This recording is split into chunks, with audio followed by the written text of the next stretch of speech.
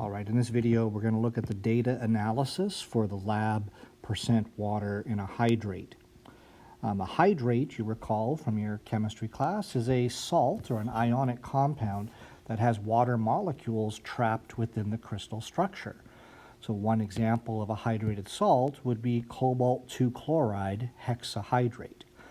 Cobalt-2 chloride has the chemical formula CoCl2. Cobalt's charge is 2 positive and chloride's charge is 1 negative. The hexahydrate in the name tells me that for every formula unit of cobalt-2 chloride, 6 water molecules are trapped within the crystal structure. So that formula, CoCl2.6H2O, is referred to as the formula of the hydrated salt. If we heat the hydrated salt, put it over a Bunsen burner flame or on a hot plate, the water that's in the crystal structure of the salt evaporates, and so it escapes as water vapor. There'll be only cobalt-2 chloride left behind, without any water associated with it. So when it has no waters associated with it, we now refer to it as the anhydrous version of the salt.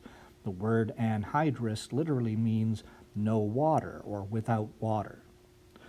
We used a periodic table in our pre-lab to calculate the formula mass of the cobalt-2 chloride hexahydrate. So looking at its chemical formula up above, we saw that there's 1 cobalt in the formula, there's 2 chlorides in the formula. So we looked on a periodic table, 1 cobalt from the periodic table, its atomic mass is 58.93 atomic mass units. If you see CO on your periodic table, you'll see that number beside the symbol. So the 1 cobalt has a mass of 58.93 atomic mass units. There's 2 chlorides in that formula, and their atomic mass on the periodic table is 35.45 atomic mass units. So 2 times that gives me 70.90 atomic mass units of chlorine or chloride. There are 6 water molecules in the salt, CoCl2.6H2O. So I took 18.02, the mass of H2O, that'll be 2 hydrogens and 1 oxygen. If you add up their masses on the periodic table, you'll get 18.02 atomic mass units. And since we have 6 water molecules, we times that by 6, we get 108.12 AMUs of water. Adding all that together, we got the formula mass of cobalt-2 chloride hexahydrate just from a periodic table. But in that formula, there's 108.12 AMUs of water.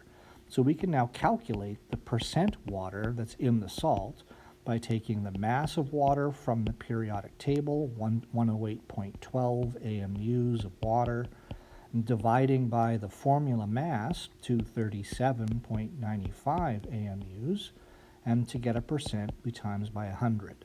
So if you do that on a calculator, 108.12 divided by 237.95, and you times by 100, we're going to keep 5 significant digits here, so that's going to give me a percentage of 45.438% water in cobalt chloride hexahydrate. Now in the lab, you were given 1 of 4 possible hydrated salts, barium chloride dihydrate, all the way down to sodium carbonate decahydrate. So your unknown salt is one of these 4. Your unknown had a letter X, Y, or Z. So before the lab, we wrote down the formulas for the first 2 together, barium chloride dihydrate and copper-2 sulfate pentahydrate. In our class, we used our data booklets, and we used page 6 of the data booklets, which has the charges of different ions and the formulas of complex ions to get those formulas. I also checked your formulas for the other 2 salts that we didn't do together. Then came the procedure, and then a data table, which I'll come back to. On the back of the handout, we have question 4, which says show the formula mass for each of the 4 possible salts. The second one we did together here in the box, so copper sulfate pentahydrate, we calculated its formula mass the same way I did for cobalt chloride hexahydrate, it was 249.71. And then down below in the next question, we calculated the percent water in copper 2 sulfate pentahydrate using, again, the same approach. There was 90.10 AMUs of water in the formula mass for this salt, so we divided that by the formula mass and multiplied by 100.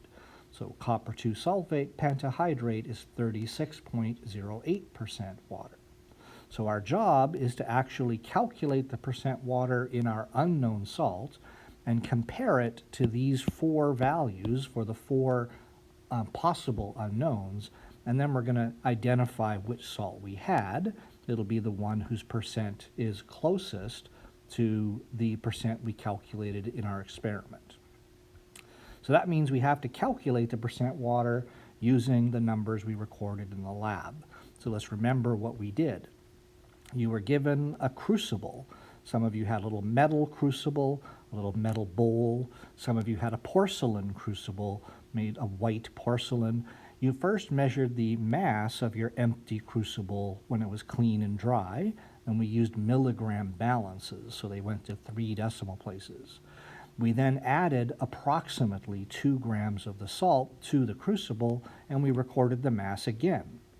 Now, if you think about that for a minute, if you have the mass of the empty crucible and then the mass of the crucible with that salt added, we could simply subtract those numbers and we'll know the mass of the hydrated salt down below. So your mass of hydrated salt will simply be the difference of those two numbers. Try to understand it and not just memorize what you're going to subtract. Now, we then heated the crucible with the hydrated salt, and as we heated it, the water that was in the salt escaped. So if the water was escaping, the mass should have gone down.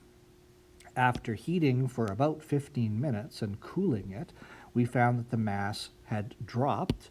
The mass here had fallen from what its mass was before we heated it. Now, why did the mass drop? It dropped because the water was escaping. So if you subtract those two numbers, you'll now know the mass of the water. So we've calculated the mass of salt. Now we know the mass of the water. To find the percentage of water in the salt, you simply use a basic percentage formula. You'll take your mass of the water that you just calculated, divide by your mass of the salt that you also calculated, and you'll times by 100. That'll get you the percent water in the salt. If you have another trial, perhaps you have a friend who did the same unknown as you, so X, Y, or Z, then you could get their numbers and you'd have two different estimates of percent water. You could then calculate an average value. If you don't have numbers from a friend, and if you are going to get numbers, again, be sure they used the same unknown as you. If you don't have another trial, then just use your values and you can ignore the average percent water. Show your work for what you did down below here, those 3 different numbers we just calculated, the mass of salt, the mass of water that escaped, and the percent water in the salt. Show your work for those, and then at the back, once you know the percentage of water in your salt, compare it to these 4 and see which salt you had. Your value X, Y, or Z is one of these 4 salts. Look to see which of these percentages is closest to the percent that you calculated in your experiment.